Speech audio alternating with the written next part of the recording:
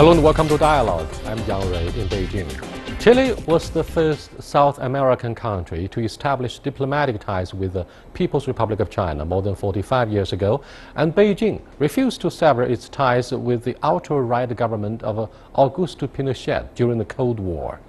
Why is the relationship so strong, so close, and so practical?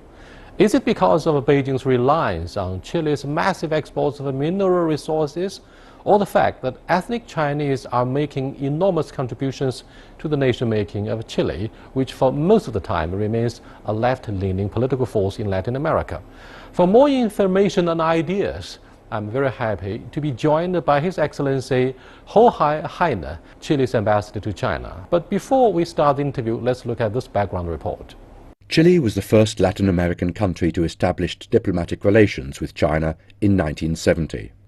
Since the signing of a free trade agreement in 2005, commerce between these two countries has grown substantially. China now accounts for a quarter of Chile's exports and is the country's biggest trading partner.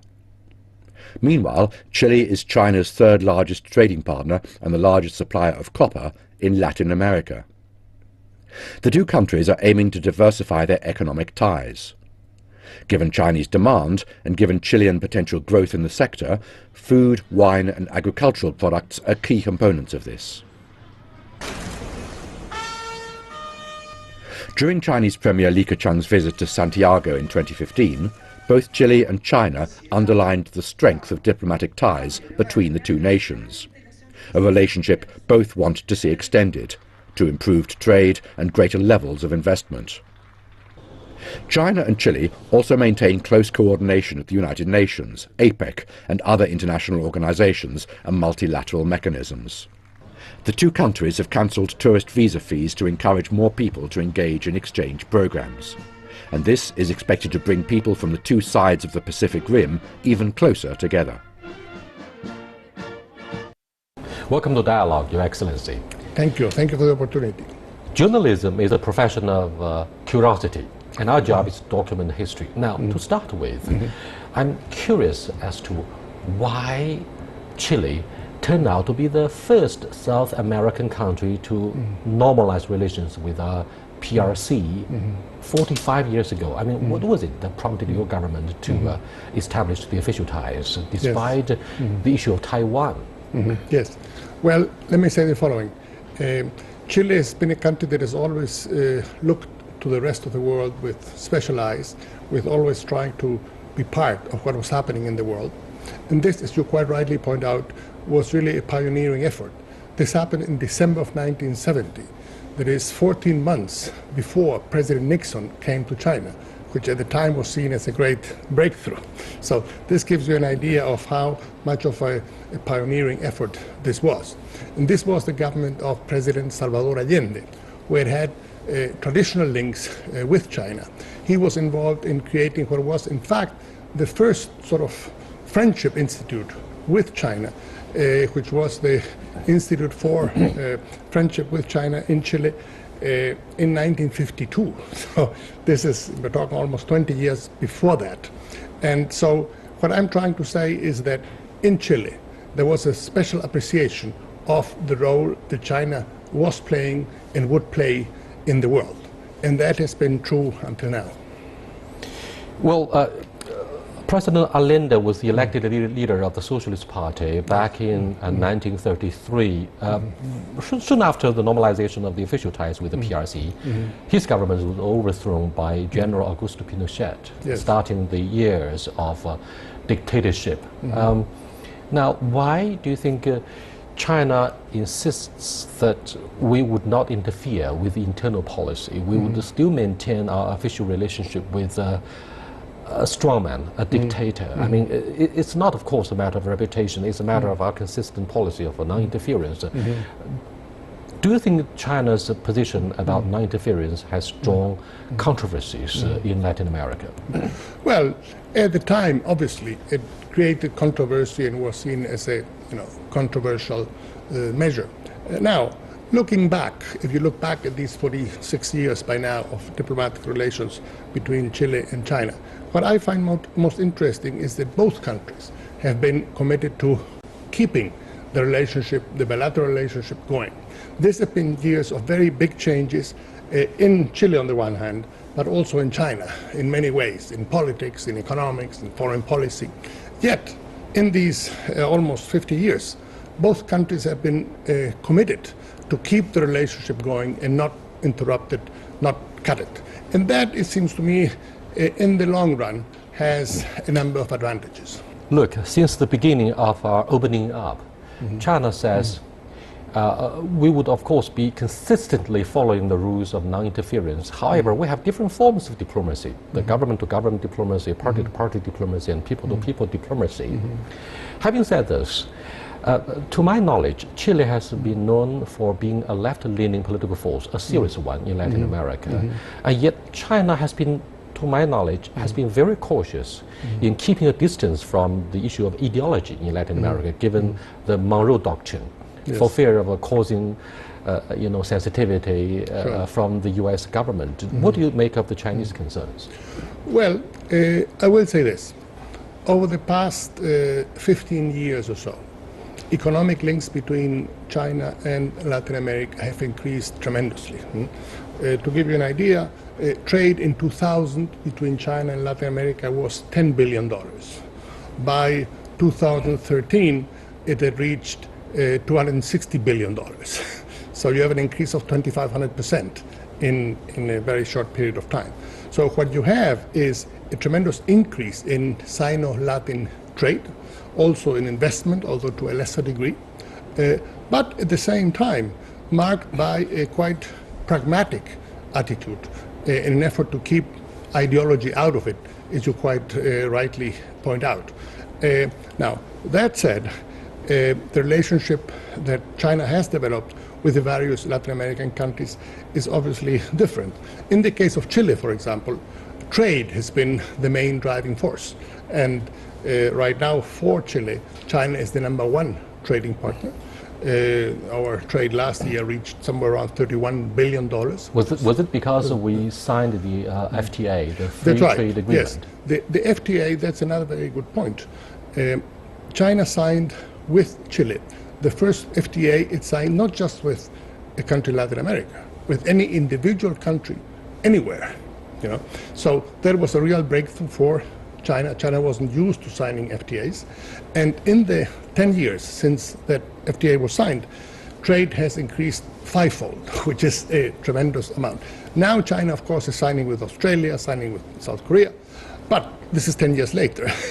So we see ourselves as really, again, having played a bit of a pioneer role in relations with China, and the results have been extremely positive. By the end of the day, I'm still, as a journalist, very curious as to your trailblazing spirit for being so practical, for being one of the first few to sign FTA, despite the enormous opposition from Americans who set up the TPP regime in the hope of rejecting China's participation in the multilateral trade regime.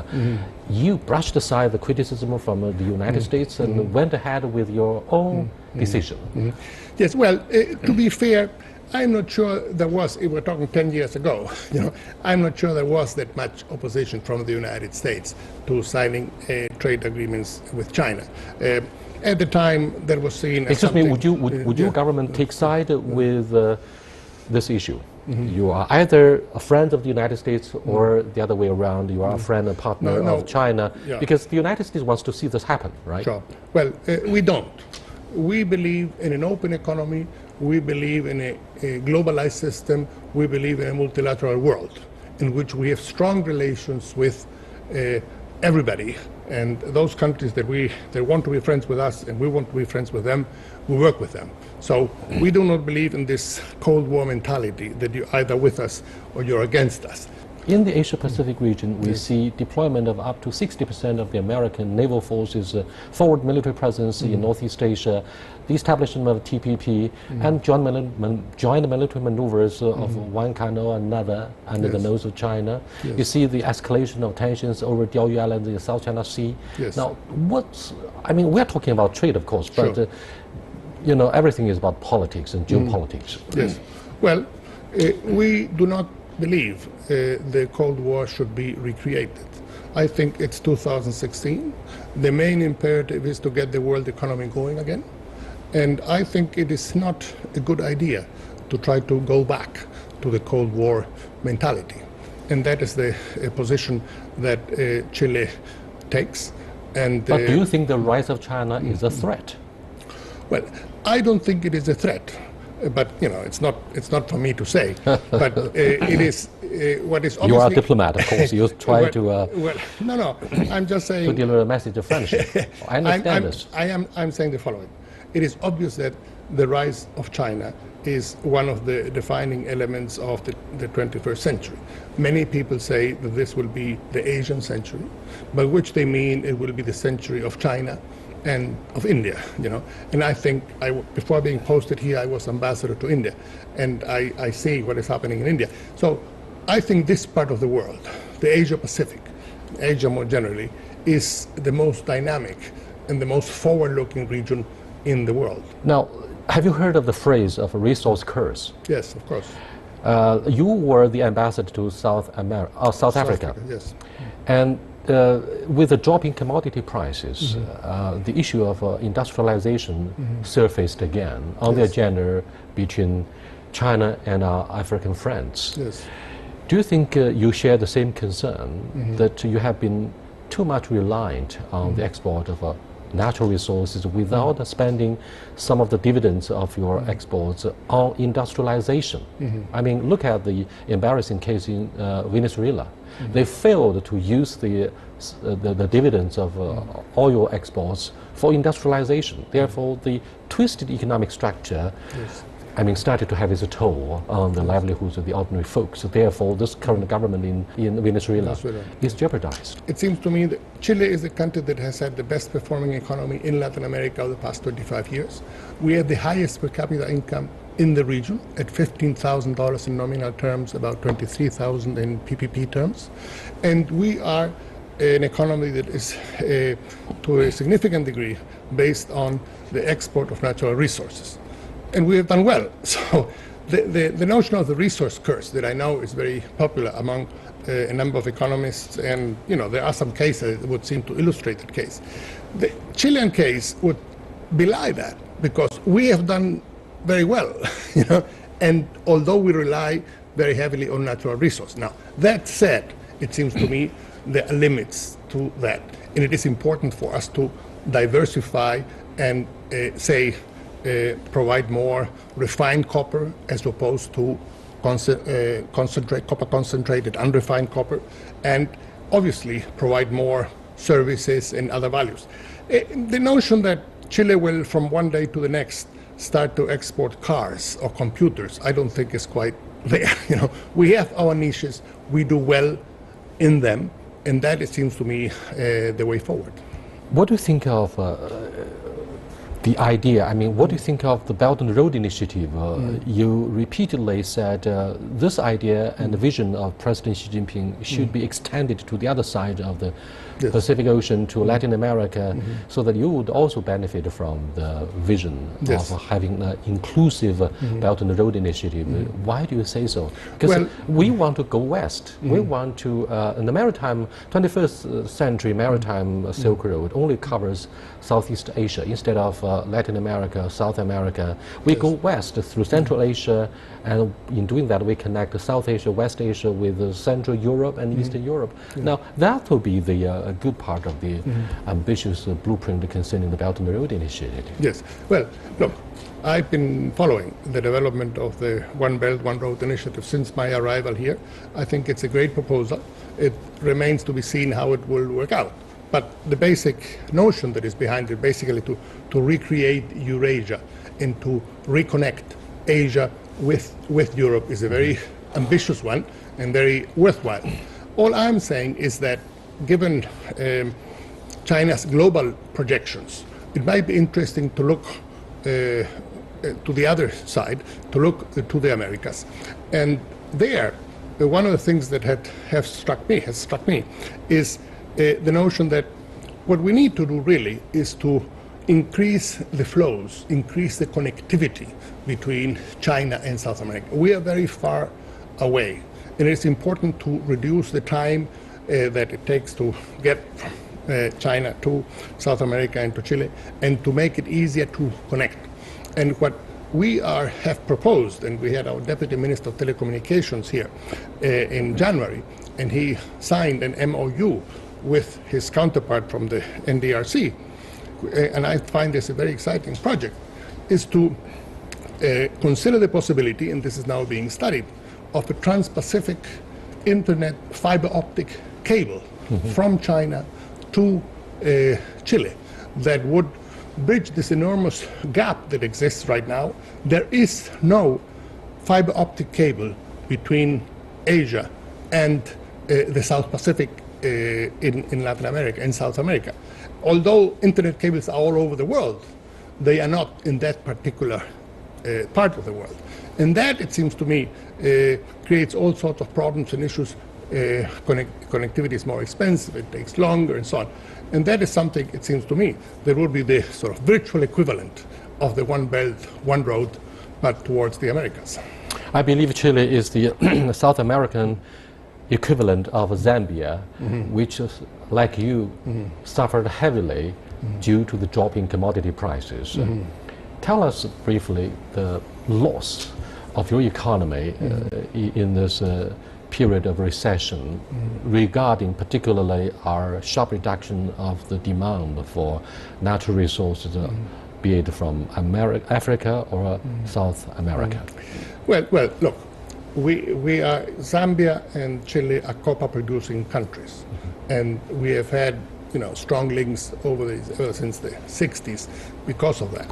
But having said that, I wouldn't overdraw the parallels between the situation of Chile and the situation of Zambia. Yes, Chile has been affected by the drop in copper prices, but to give you an example, this year it is projected that overall growth in Latin America will be a negative 0.5%. Chilean growth is projected to be somewhere between 1.5 and 2%. So in this context of overall commodity price drop and of a rather complex situation in Latin America, Chile is holding its own, very much so, which underscores the point that I made earlier. Yes, Chile is an economy based in important part on natural resources, but also a number of others. But its economy is able to withstand these shocks, these situations, much better than others. Thank you very much, Mr. Ambassador. You are watching Dialogue with Mr. Jorge Heine, the Chilean ambassador to the PRC. We are discussing the history of a bilateral relationship, which is pretty unique, and the trade ties between the two economies. We'll be back in a few minutes. Please stay with us.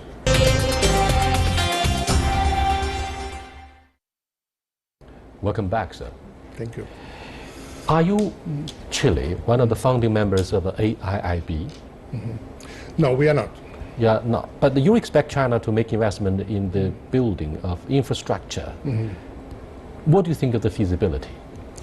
Well, look, from if you're referring to this Trans-Pacific cable project, technically it is perfectly feasible. The question is, of course, of commercial viability. Now, our view is that it is important to look at these projects in medium and long term. And what we're looking here at is increasing the presence of China and in Latin America, and vice versa. And therefore, the challenge becomes how to make this faster, easier, better. And what we're looking at as to increase, for example, flight connections, to increase internet connections, to cut bureaucratic requirements. What we did last year, for example, we eliminated tourist visa requirements for Chinese citizens that have either a US visa or Canadian visa. We also eliminated charges for tourist visas. Right now, Chinese citizen wants to go to Chile, he doesn't have to pay for it, and vice versa. So our basic attitude is that we have to cut the distance between these two countries. There is no country farther from China than Chile. We are in the antipodes. So unless we make an effort to bring ourselves closer, and with globalization, this is a lot easier than it was before. The per capita income of your country is, to my knowledge, twice as big as that in China. Yes.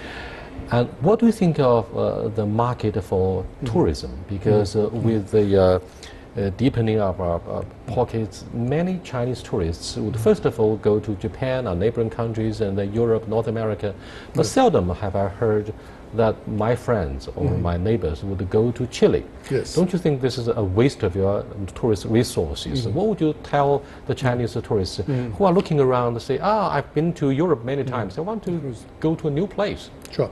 I would tell them that what Chile, one of the countries with the most dramatic geographies, has to offer is quite remarkable. From the driest desert of the world in the north, the Atacama Desert, all the way down to Patagonia and Antarctica. Patagonia has been described as the world's last frontier, described by Darwin in his travels around the world, an extraordinary landscape of mountains, icebergs, archipelagos, peninsulas.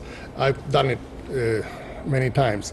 The Central Valley of Chile, with its Mediterranean climate, one of the best wine-producing regions in the world. So the sheer diversity of what is on offer is quite remarkable. So my sense is that if we proceed in the direction of making it easier for Chinese tourists to get to Chile and to get to South America more generally, and also it behooves on us to be more proactive in spreading the word about what we have to offer, we will do a lot better. Other than the issue of building a fiber optic line between our two countries, yes. What do you think of the feasibility of having direct flights? Well, I am told from people that know a lot about this that nowadays planes can go up to, 18, 19 hours across the world, and that would make it feasible. I am told that the limitation is more of a human kind, whether people will be able to sit in the plane for such a long time. My own view is that, I don't mind sitting in planes for a long time. What I don't like is changing planes, going through security, having to go through customs, all that entails. So, we are exploring the possibility of having Chinese airlines actually flying to Chile and seeing whether that is possible. Some people say that there wouldn't be enough demand. I disagree. I think this is a bit of a chicken and egg question. If you build it, they will come, they say. So if we have, it seems to me, such a route, people will use it very actively. Ambassador Hanna, the continent of Latin America has long been beset by the issue of drug-related violence, the violence of drug cartels in Mexico, Brazil, Colombia.